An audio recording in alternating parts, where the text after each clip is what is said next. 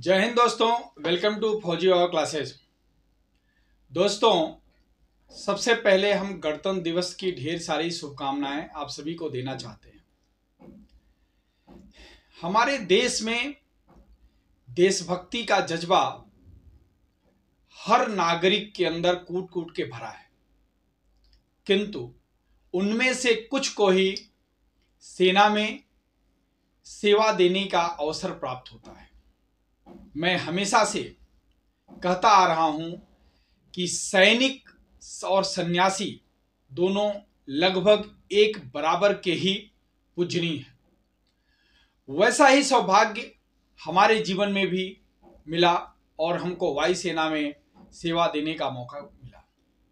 हम ये चाहते हैं, जिस प्रकार से हमारी धर्म गाथाएं पीढ़ी दर पीढ़ी समय के साथ लुप्त नहीं हो जाती, उसी प्रकार से हमारे सेना की वीर गाथाएं भी लुप्त ना हो। इसी नाते समय समय पर हम आपको वीर शहीदों की कोई न कोई कहानी सुनाते रहते हैं। आज इसी के क्रम में हमारे बेटे ने ये चाहा कि हम सेना में कैसे गए और सेना में हमारा करियर कैसे रहा, क्या स्ट्रगल रहा, क्या हमने पाया, उन सारे अनुभवों को एक रिकॉर्ड के माध्यम से, वीडियो के माध्यम से रिकॉर्ड कर लिया जाए, जिससे वो समय के साथ हमेशा अवेलेबल रहे। तो इसी विषय पर चर्चा करने के लिए हम दोनों यहाँ बैठे हुए हैं। आज हम उनके हर डाउट को क्लियर करने की कोशिश करेंगे और उनकी जिज्ञासा को देखेंगे।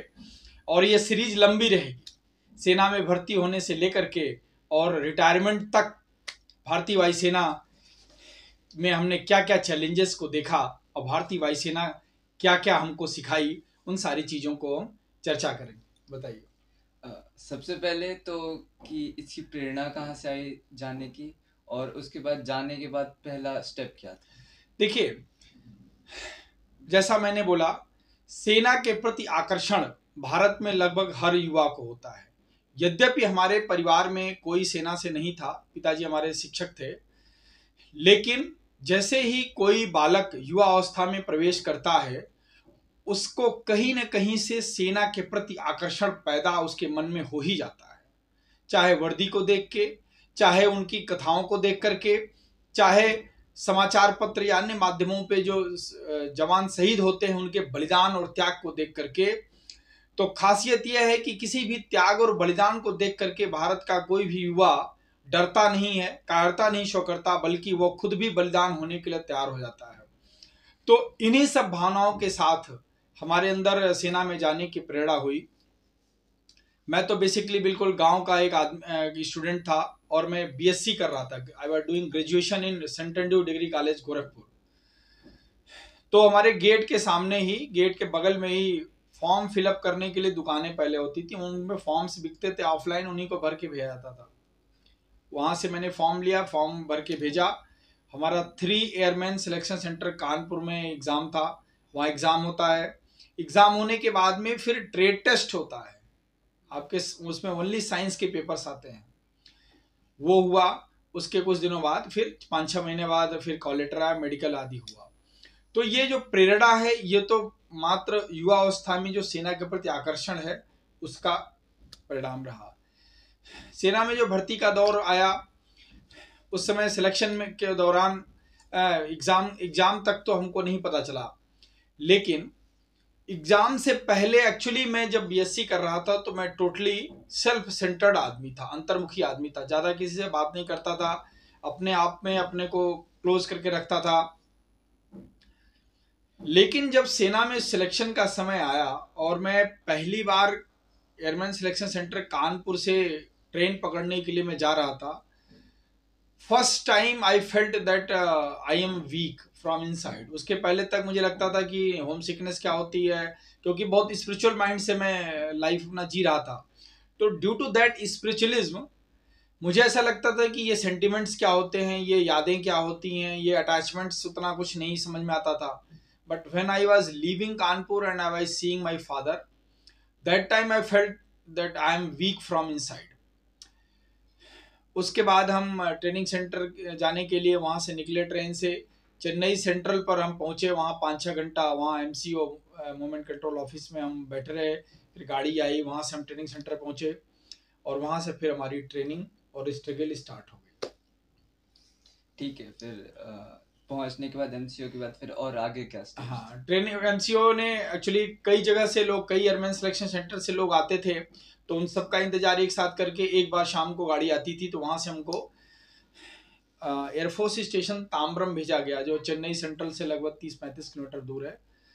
तो वहाँ हमारा ट्रेनिंग सेंटर, अभी ट्रेनिंग पैटर्न, ट्रेनिंग सेंटर सब चेंज हो गए। वहाँ पर ताम्बरम में बेसिकली मैकेनिकल ट्रेनिंग होती थी। It was a mechanical training institute, administrative training institute ATI सांवरा थी, बेलगाम एक जगह है। ऐसे ही ट्रेनिंग थी, लेकिन अब सब चीज़ें अलग अलग हो गई हैं। अभी अग्निवीर के साथ कैसे कैसे ट्रेनिंग सेंटर चेंज किया और सब इंस्टीट्यूट्स इधर उधर हो गए हैं। तो हमको वहाँ भेजा गया एयरफोर्स ने ताम्बरम में गेट पे हम लोग रात को 11-11:30 बजे बैठ खड़े रहे, लाइन से खड़ा करके सब पे डॉक्यूमेंट चेक किए जा रहे हैं। दैट टाइम ऐसा लग रहा था कि अच्छा ठीक है, हमको अभी खड़ा रहना है, ये चीज़ें बड़ी कठिन हैं। But later on we could understand that these are all are the part of the training. वो उनको घंटों खड़ा रखना, ये कर, आपकी टफनिंग वहीं से स्टार्ट हो जाती है। और आपको every time whenever you are feeling weak, उस सेंटिमेंट्स को आपको ओवरकम करना पड़ेगा। रात को भूख लगी है, प्यास लगी है, क्योंकि सडनली चेन्नई की गर्मी, दो it was March, I think it was 26 मार्च, चेन्नई की गर्मी, बट मार्च में चेन्नई गर्मी बहुत है। तो बहुत सारे क्लाइमेटिक कंडीशन से आए हुए लोग हैं, जिन्होंने, यहाँ तक कि हिमाचल के भी लोग हैं, तो क्लाइमेटिक कंडीशन से आए लोग हैं जो गर्मी को फेस नहीं कर पा रहे हैं। अब वो सारी चीज़ें आपके लिए टफनिंग है। एक्चुअली क्या है कि जिनको डिफेंस का बैकग्राउंड नहीं पता था, उनको ऐसा लगता था, और इंक्लूडिंग मी, कि हम एक जॉब करने जा रहे हैं। हालांकि मैं ऐसे नहीं सोचता था, मैं सोचता था this is soldiers life definitely, but अगर मैं नहीं जानता था तो मेरी गलती है। तो वहां पर हम जो लोग पहुंचे, तो हम ये समझ में आया कि ये सिर्फ नौकरी नहीं है, बल्कि अब ये सोल्जर लाइफ है। तो अब आप समझ पा रहे होंगे कि क्या बेसिक डिफरेंस है, difference between A job and difference between a life. Defense is a lifestyle, it is a type of living, it is a pattern of living, not a job. Along with that living, you are getting some perks or your payment, वो अलग चीज आप काम के बदले पाते हैं। यद्यपि आप जो काम करते हैं उसके बदले आप पेमेंट नहीं पाते हैं। जो आपका पेमेंट है वो किसी भी ऑफिस के 10 से 4 या 5 के बराबर है आपका पेमेंट है, बट आप तो सिर्फ 10 से 4 के लिए नहीं बनते हैं, आप तो 24 घंटा के लिए 24/7 के लिए ट्रेन होते हैं, और आप उन हार्डशिप्स के लिए ट्रेन हो रहे हैं, उन हार्डशिप्स को आप फेस भी करते हैं जिन हार्डशिप्स के लिए पेमेंट आपको नहीं दी जाती है। तो अब आप समझ पा रहे होंगे कि मैं क्यों इसको लाइफ स्टाइल कह रहा हूं। आपको नौकरी करने के लिए पैसे दिए जाते हैं, लेकिन जब आपको कोई बुलेट आके हिट करती है सेना के जवान को, उसके लिए तो पैसे नहीं दिए जाते ना। जितनी बार आपका सेंटिमेंट ब्रेक होता है, आपको बर्थडे पे, मैरिज एनिवर्सरी पर छुट्टी नहीं मिलती, होली दिवाली छुट्टी नहीं मिलती, उन सेंटिमेंट्स का कोई पेमेंट नहीं है। जितनी बार आपका ईगो हर्ट होता है, उन ईगो का कोई पेमेंट नहीं है। तो आप सेना को पेमेंट के जरिए नहीं नाप सकते। सिंपल सी बात है, ये एक वे ऑफ लिविंग है, और इनमें उसी आदमी को जाना चाहिए जिसके अंदर पेमेंट के प्रति आकर्षण नहीं, बल्कि वो लाइफ स्टाइल पसंद हो। कई सारे पैरा ट्रूपर्स, पैरा एसएफ के रिटायर्ड ऑफिसर्स ने अपने इंटरव्यू में ये चीज बोला है कि भाई अगर आपको दम नहीं है, आप पैरा एसएफ में मत जाओ। आप तो नौकरी कर रहे हो ना, सेना में ही तो हो, लेकिन पैरा एसएफ में आप जाने के लिए आप खुद ऑप्ट कर रहे हो, और ऑप्ट करो, आपको 3 महीने जंगल में रहना पड़ेगा, बिना खाए जंगली जानवर के सहारे रहना पड़ेगा भाई। तो आपने ऑप्ट किया। तो सेना को देखिए, सिंपल सी बात है कि आप जॉब के जरिए नहीं नाप सकते। अब अग्निवीर कंसेप्ट में पता नहीं क्या क्या लोगों के मन में होगा, बट हम अपने समय की बात बता रहे हैं।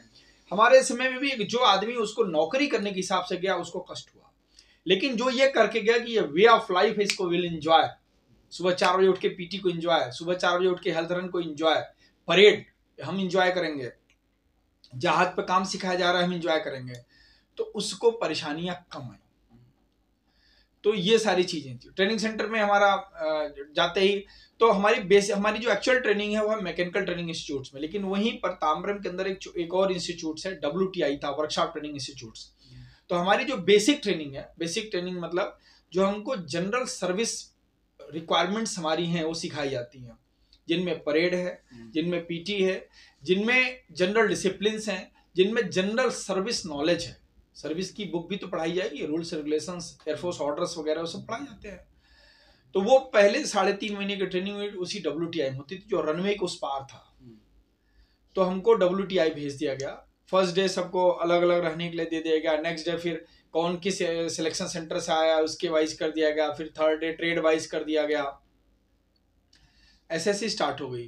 तीसरे चौथे दिन हमको लॉजिस्टिक सेक्शन ले जाया जा रहा था अपना सामान लेने के लिए। तो हमको रनवे क्रॉस करके जाना है उस पार। तो रनवे क्रॉस करके उस पार जाना है और दूरी बहुत है, 10-11 किलोमीटर, 8-10 किलोमीटर करीब तो होगा। तो उसमें HPT फ्लाइंग करता था। तो आप रनवे एंड पे जाएंगे, जैसे ही बैरियर खुलेगा you have to run and cross the runway, then barrier बंद रहेगा, again you have to make a flight and go. प्यास लगी है, दिन को दोपहर को जा रहे हैं 8-10 बजे, 10-11 बजे करीब। रास्ते में एक राजा जी मेस पड़ता था, एक लड़का दौड़ के पानी पीने चला गया, देन GTI ने उसको पनिशमेंट दिया। तो फिर हम जब वहां पहुंचे, लॉजिस्टिक में सामान इशू हो रहा था, दैट टाइम बैठे बैठे बहुत सारे निगेटिव थॉट्स आ रहे, कहाँ आ गए, क्यों आ गए, ऐसे क्यों आ गए, क्योंकि इस टाइप के लाइफ पैटर्न में तो आप कभी जिए नहीं। आप तो इसके पहले क्या लाइफ पैटर्न था, what you wanted you did. अभी सोना है तो सो जाएंगे, नींद आ रही है तो नींद है, खाना है तो खा लेंगे। अभी ट्रेनिंग सेंटर में क्या है, everything you have to do as per somebody else desire. आपके खाने का टाइम डिसाइडेड है, आपके सोने का टाइम डिसाइडेड है, आपके PT का टाइम डिसाइडेड है, आपका सब डिसाइडेड है, आपको क्या पढ़ना है decided. Even though GTI is ground training instructors जो इनिशियली हमको ट्रेन करते थे, they checked our bags also कि what books and magazines were carrying.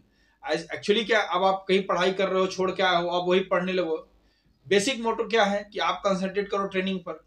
If are studying some sort of some religious books were snatched from people and all. तो ये सारी चीजें भी हैं। तो बेसिकली हमको वहां पर अपने माइंड को फोकस कराने के लिए जो टेक्निक एयरफोर्स यूज करती है, उस टेक्निक को टेक्निक में ढालने के लिए ट्रेनिंग के डिफरेंट पैटर्न्स हैं। अगर आपको फर्स्ट डे से ही इजी रखा जाएगा ना, आप उसको अडॉप्ट नहीं कर पाएंगे। हमारा ऐसा मानना था कि जो टफनेस का लेवल है धीरे धीरे बढ़ाना चाहिए, बट डिफेंस ऐसे नहीं चलती है। डिफेंस इस रिक्वायरमेंट नहीं चलती है। डिफेंस ये कहती है कि भाई आपका तो माइंडसेट ही पहले रहे एवरेस्ट का। बीच में अगर कोई कम हाइट का काम मिल जाएगा तो ठीक है, आपको तो हम ट्रेन ही करेंगे पीक के लिए।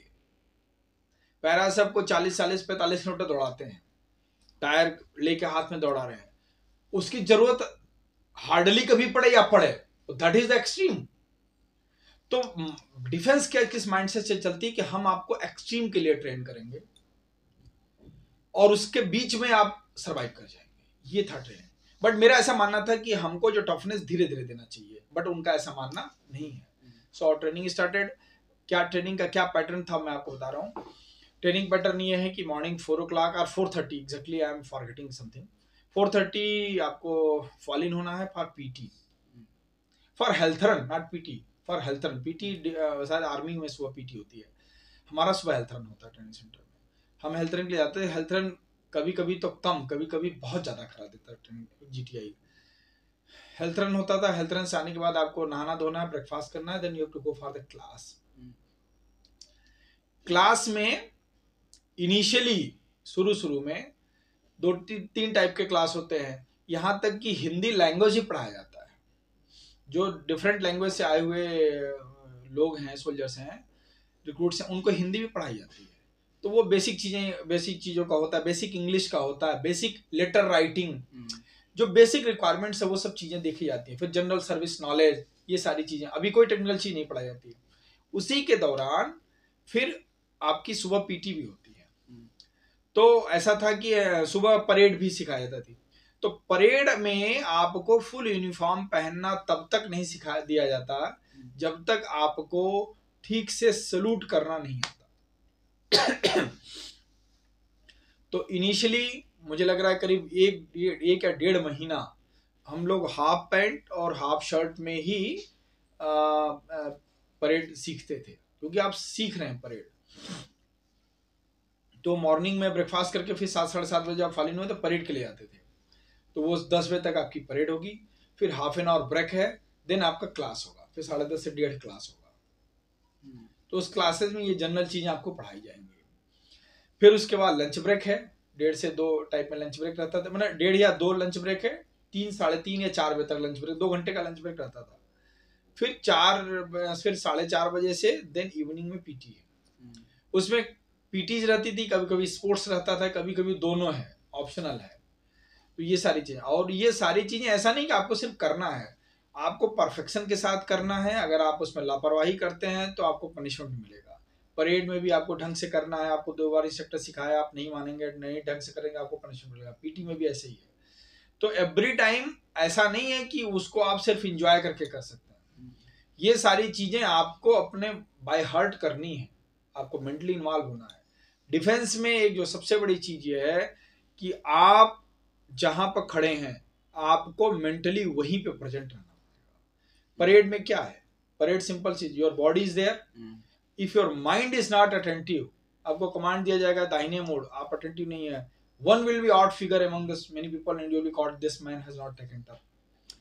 Every people are doing the marching, one man has put the wrong step, it will be caught.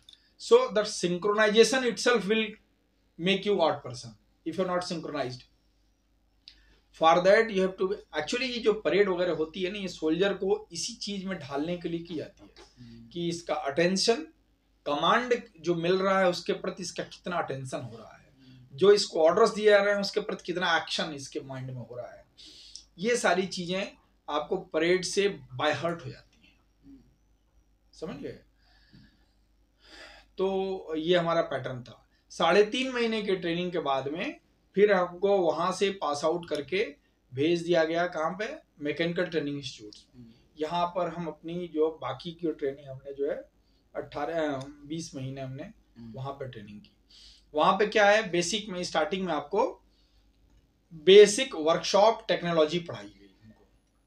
Basic workshop technology क्या है, किसी भी मैकेनिकल इंजीनियरिंग के फील्ड में, यहाँ तक कि आप खुद इंजीनियरिंग स्टूडेंट्स आप जानते होंगे कि फर्स्ट पेपर में आपको बेसिक मैकेनिकल भी पढ़ाया गया होगा, बेसिक इलेक्ट्रॉनिक्स पढ़ाया गया होगा, बेसिक सोल्डरिंग पढ़ाया गया होगा।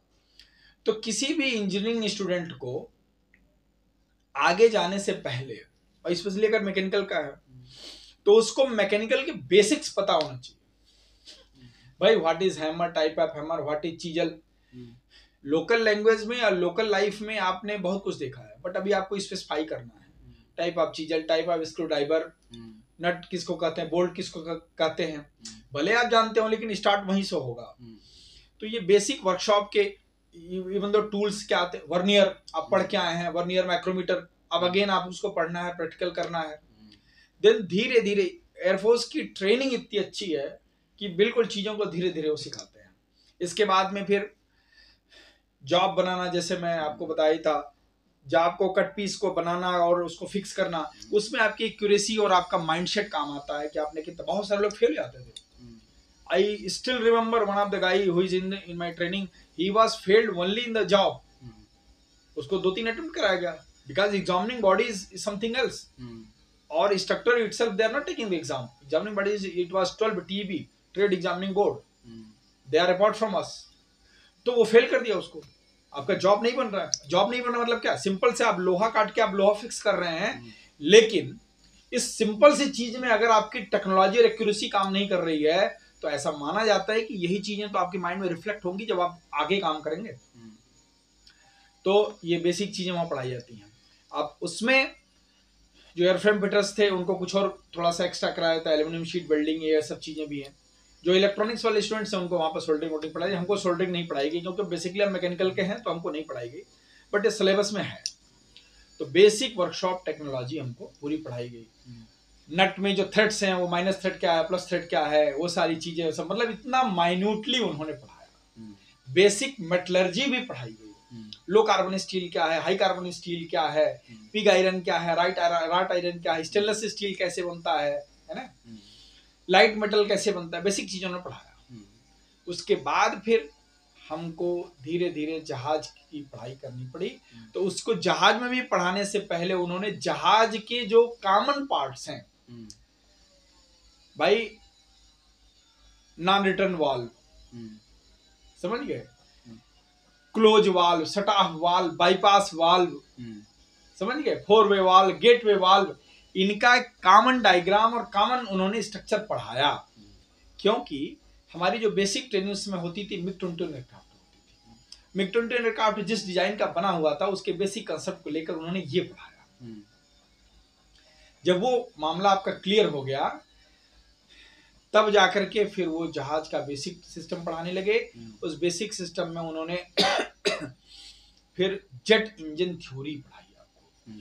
जेट इंजन थ्योरी पढ़ाने से पहले और भी तमाम चीजें जो वर्कशॉप के प्रोसेस हैं, जैसे मैंने आपको बेसिक वर्कशॉप टेक्नोलॉजी बताई ना, तो उसमें आप तो टेक्नोलॉजी पढ़े, लेकिन बेसिक वर्कशॉप प्रोसेस जो है, कैसे किसी लोहे को हार्डनिंग टेम्परिंग कैसे करते हैं, या जो फैक्ट्रियों के अंदर या जो एयरफोर्स के भी जो वर्कशॉप्स हैं जिनको मैं बाद में मैं खुद पोस्टेड ऑफ 4BRD में वहां पर देखा, क्रैक डिटेक्शन कैसे करते हैं, ये सब बेसिक नॉलेज उन्होंने वहीं पे दिया। ठीक है, किसी आयरन के रॉड की हार्डनिंग करके कैसे उसका हार्डनेस बढ़ाया जाता है, कैसे पिंचिंग करते हैं, कैसे कूलिंग करते हैं, ये सारी चीजें भी उन्होंने पढ़ाई। साथ साथ फिर जेट थ्योरी भी उन्होंने पढ़ाया। तो मतलब वर्कशॉप टेक्नोलॉजी का उन्होंने एक ग्लिम्स वहां पर ट्रेनिंग सेंटर में हमको दे दिया, जिससे कि जब आप यूनिट में BRDs में पोस्टेड हों तो ये सारी चीजें आपके लिए अजनबी न रहे। जनरल नॉलेज हो गया, अब वहां स्पेसिफिक आपको पता लग जाएगा। फिर जेट थ्योरी उन्होंने पढ़ाना शुरू किया। जेट थ्योरी में पहले मिग-21 का नहीं पढ़ाया, पहले जेट थ्योरी पढ़ाया। जेट थ्योरी में क्या है, एयर इनटेक क्या है, कंप्रेशर क्या है भाई, type of compressor, axial flow compressor, radial flow compressor, है ना। एयर इनटेक के भी टाइप बनाए, कन्वर्जेंट, डाइवर्जेंट। फिर कंबशन चैम्बर जहां पे आग लगेगी, पहले एक्चुअली उन्होंने शुरू से बिल्कुल इसको बाइफरकेट किया। अच्छा, इतना ही नहीं, उन्होंने पिस्टन इंजन थ्योरी भी पढ़ाई। पिस्टन इंजन थ्योरी क्यों पढ़ाई, क्योंकि उस समय तक इंडियन एयरफोर्स में एक दो टाइप के ऐसे जहाज थे जो पिस्टन इंजन वाले उड़ते थे, लाइक ST-2 और SPT-32, और वहीं ताम्रम में ही FIS फ्लाइंग स्टैटिक स्कूल में वो उड़ते थे। तो उन्होंने बेसिक पिस्टन थ्योरी भी पढ़ाई। उनको तो पता नहीं कि इसमें से किस बंदे की पोस्टिंग वहां पे आ जाएगी। सो एयरफोर्स इतना बैकअप लेके चलती है कि initially they taught the basic piston theory. छोटी सी बुक थी, उन्होंने एक बुक उसको पढ़ा दी 1 महीने के अंदर। फिर वो जेट थ्योरी पर साथ साथ जेट थ्योरी पढ़ा रहे थे। जेट थ्योरी को कॉमन जेट थ्योरी उन्होंने पहले पढ़ाई, एयर इनटेक पढ़ाया, टाइप ऑफ कंप्रेसर पढ़ाया, कंप्रेसर का पर्पज पढ़ाया, फिर कंप्रेसर से फिर स्टेट कैसे कैसे कहाँ जाएगा, combustion chamber, type of combustion chamber. एक बड़ा कंबशन चैम्बर होगा तो उसको हम एनुलर कंबशन चैम्बर बोलेंगे, छोटा छोटा होगा कैनुलर बोलेंगे, ऐसे ऐसे करके पूरा डिफाइन किया उन्होंने। फिर टरबाइन क्या होती है, टरबाइन के टाइप्स क्या होते हैं, है ना। फिर नोजल गाइडवेंस क्या है, फिर पीछे एग्जॉस्ट के टाइप कैसे होंगे, कितने टाइप के एग्जॉस्ट होंगे, ये कॉमन थ्योरी उन्होंने जब जेट थ्योरी पढ़ा दी, देन दे कंसंट्रेटेड। मिग-21 उस समय जो इंजन लगता था R11F2S300 इंजन, जो इंजन का नाम है मिग-21। उस समय जो मिग-21 उनको पढ़ाया था, मिग-21 FL पढ़ाया था जो ट्रेनिंग पर्पस के लिए यूज होता था, बाद में एक्चुअली फाइटर ही था, तो सबसे ओल्डेस्ट वर्जन था वो। तो उसमें जो इंजन पढ़ा था R11F2S300 इंजन। और मतलब वो सबका उन्होंने डेफिनेशन, आर से क्या होगा, ये से एक्चुअली मिग का नाम ही है मिकाओन गुरियाविच करके, रशियन कंपनी थी, तो सबका डेफिनेशन एग्जाम में होता है। S300 डिनोट्स फॉर व्हाट, तो वो सब चीजें थी। उसका कट व्यू हमारे पास था, पूरे जेट इंजन का कट व्यू था। और एयरफोर्स इतनी बढ़िया ट्रेनिंग देती थी कि अब R11F2S300 आ गया, पहले आपने जेट थ्योरी पढ़ ली, ये कंप्रेसर है, ये है, पंप होगा, ऐसे होगा होगा, इतने बढ़िया से उन्होंने। अब क्या है, आपके पास कट व्यू रखा है, उसके एक एक टॉपिक का कंप्रेसर आ जाया ना, कंप्रेसर की आपने थ्योरी पढ़ी, वहां पे फोटो देखा, इंस्ट्रक्टर उसमें कैसे पढ़ाते थे, हाथ से स्लाइड बना के लाते थे, हाथ हैंडमेड स्लाइड बनी थी, मार्कर से ट्रांसपेरेंट साइड पे लिखते थे और प्रोजेक्टर पर रखते थे, वो ब्लैक बोर्ड पर दिखता था, वहां पढ़ाया था। हैंड रिटन स्लाइड थी, और स्लाइड को प्रोजेक्टर पर रखते थे, वहां पर दिखते। तब ये सब थोड़ी चीज थोड़ी थी, इतनी मेहनत करके इंस्ट्रक्टर्स ने टॉपिक्स बनाए होंगे। फिर वहां आपने देखा, अब आप फिर जाएंगे प्रैक्टिकल क्लास के लिए दोपहर के बाद या जब भी शेड्यूल होगा, सब फिक्स है। चैप्टर 2.1 थ्योरी आज है, प्रैक्टिकल कब है। वहां पर जाएंगे, कंप्रेसर ब्लेड का ओरिजिनल ब्लेड रखा हुआ है, आप इसको देखिए, बगल में कट इंजन रखा हुआ है, आप कंप्रेसर ब्लेड वहां कैसे लगा हुआ है, कैसे फिट है वहां देखिए। तो इतने डिटेल में उन्होंने मिग 21 पढ़ाया। लास्ट 6 महीने से पहले फिर अगेन एक एग्जाम होता है, उसके बाद बाइफर्केशन हो जाता है, फाइटर स्ट्रीम अलग, ट्रांसपोर्ट स्ट्रीम अलग, और ये हेलीकॉप्टर स्ट्रीम अलग। तो वो लास्ट वाला जो फेज जब अलग हो जाता है तब वो हेलीकॉप्टर, क्योंकि बेसिक थ्योरी उसने पढ़ ली ना मिग 21 की और जेट थ्योरी, क्योंकि लाइफ में आज वो ट्रांसपोर्ट में जा रहा है, कल उसका ट्रांसफर होगा फाइटर में आएगा, तो ट्रेनिंग से फिर वो टेट्रा वाला नहीं पढ़ा पाएगा ना इनको बेसिक थ्योरी। तो बेसिक ये पढ़ के जा रहे हैं। अब वहां जाने के बाद अगर उसको उनको एयरफोर्स बोलेगी तो हेलीकॉप्टर से ट्रांसपोर्ट पर चले जाओ, तो वहां टेट्रा में इतना पढ़ाने का टाइम नहीं है, वो तो कोई स्पेसिफिक वो एक ट्रांसपोर्ट पढ़ने आया है। फिर लास्ट फेज में हेलीकॉप्टर को अलग। अच्छा, वो तीनों चीज देखिए, जब हम फाइटर पढ़ रहे थे, I was in fighter stream, तो हमको ट्रांसपोर्ट भी पढ़ना था, हेलीकॉप्टर हमने भी पढ़ा, बेसिक थ्योरी हमारी भी थी। और क्यों भाई, हमारा भी तो ट्रांसपोर्ट का कोर्स आ गया, हेलीकॉप्टर का कोर्स आया, लाइफ में हमारा भी कोर्स आया, B-35 का कोर्स आ गया। तो वो इसी बेस पे आता है कि आप बेसिक सब कुछ पढ़ के गए हैं। तो लास्ट बट वन फेज में आई थिंक 5वें सेमेस्टर तक हमने तीनों पढ़ा। AI-20D सीरीज 5 इंजन था AN-32 का, उसको भी पढ़ा हमने। मेरे पास एक फोटो है उसका, उस पर पढ़ते हुए इंस्ट्रक्टर ने स्टिक से पढ़ाते हुए, उसमें मेरे पास फोटो कहीं पड़ा हुआ है, ट्रेनिंग सेंटर का किसी ने फोटो लिया था, किसी ओकेजन का है वो। और हेलीकॉप्टर में 2 हेलीकॉप्टर के इंजन पढ़ाए, आल्टूस 300 और आर्टूस करके, जो चीता और चेतक हेलीकॉप्टर उड़ते हैं छोटे वाले, उनमें जो हेलीकॉप्टर इंजन वो पढ़ाए गए हमको। बट चूंकि हम बेसिकली फाइटर स्ट्रीम में रह गए, तो लास्ट पेज में हमको डिटेल में मिग 21 ही पढ़ाया गया। लेकिन जो लोग हेलीकॉप्टर में थे उनको हेलीकॉप्टर पढ़ाएगा, जो है ट्रांसपोर्ट होता है उनको ट्रांसपोर्ट का इंजन पढ़ाएगा डिटेल में। ये हमारे ट्रेनिंग सेंटर की पूरी कहानी थी। उसके बाद हम वहां से चले गए यूनिट अपने। 27 मार्च को हम पहुंच गए सूरतगढ़।